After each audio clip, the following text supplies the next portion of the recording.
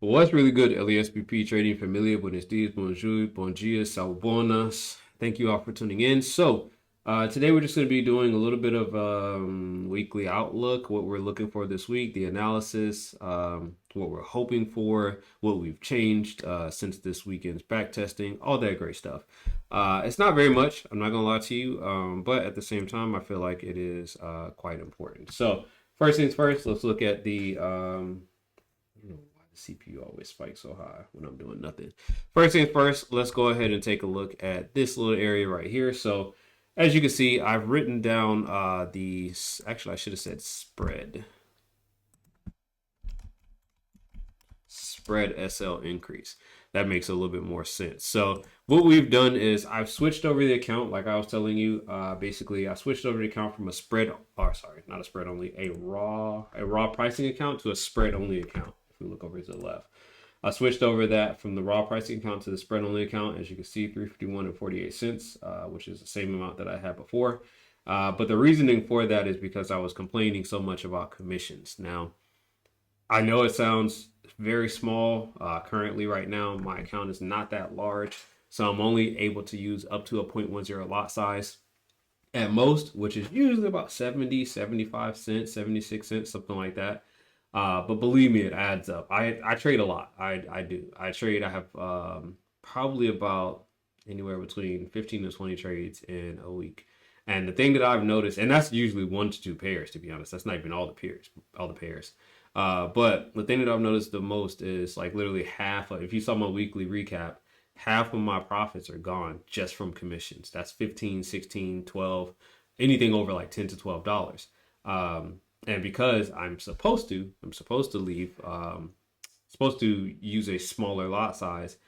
I mean, if I get one great trade, then literally it'd be knocked out by commissions or my realized profit and loss, but more than likely the commissions because in most cases I'll break even or we'll have a very small loss here and there, and it can add up. But at the same time, I feel like the commissions are something that never change, that never goes away. I always end up with the commissions, and even if I'm breaking even, I'm still having to pay almost $1 for that commission. So for me, I made that change, that executive decision this weekend to go ahead and switch over to that spread only account. I still don't even think the spread is going to even be that bad, but we'll see after I switch over and see if I jump ship too soon. So looking at the spread stop loss increase, basically the reason why I wrote this down, the reason why I did that is because I need to know how much I need to increase my trades by. Now, for me, I feel like it's going to be relatively easy. I could probably just do a little, um,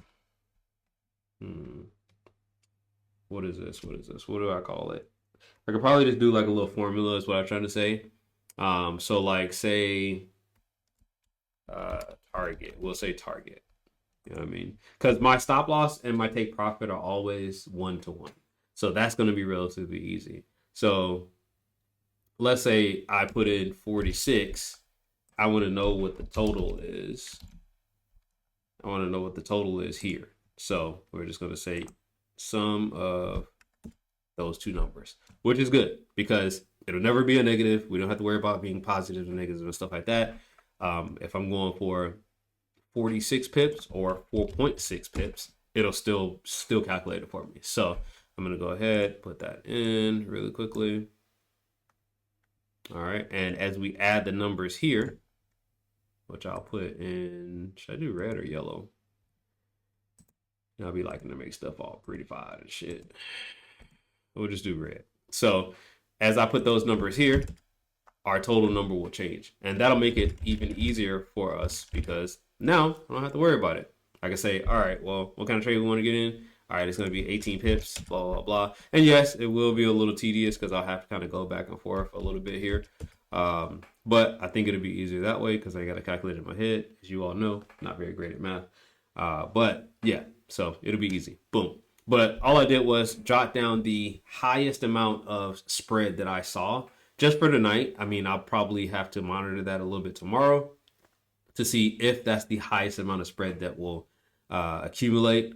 But for right now, I try to do it even out of session because, EU and AU and NU probably not even in session right now, which I think is good because I'm like, all right, if I increase it by the most that I see, whether it be 3, 2, 3, 4, 5 pips of spread just because it's in session or out of session, then I should be straight when I get into that trade. Yes, probably will lose just a tad bit more than I want to, but I'd rather account for the spread than not account for it, and then all of a sudden I get knocked out just because of spread and it goes my way.